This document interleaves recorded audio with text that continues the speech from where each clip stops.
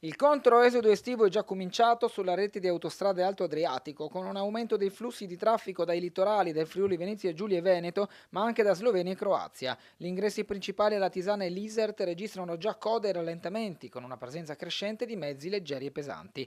In particolare all'Isert l'afflusso dei camion provenienti da centro-est Europa è aumentato a causa della chiusura della prima parte della superstrada slovena H4, in manutenzione fino a novembre. Il blocco ha generato code fino a 5 km alla barriera di Trieste-Lisert. I numeri parlano chiaro: lunedì 18 agosto i transiti di mezzi pesanti hanno superato i 7.200, con un incremento di oltre 2.300 veicoli rispetto allo stesso giorno del 2024.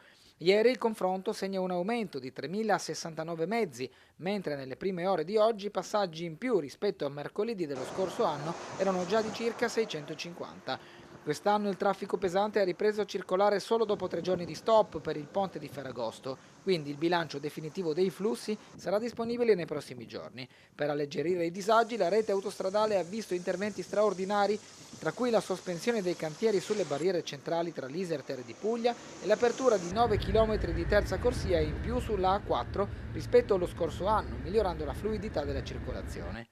Sabato è previsto il picco del controesodo, con circa 190.000 transiti attesi su tutta la rete e oltre 30.000 veicoli in ingresso all'Isert. Per contenere il traffico, lo stop ai mezzi pesanti sarà in vigore dalle 8 alle 16.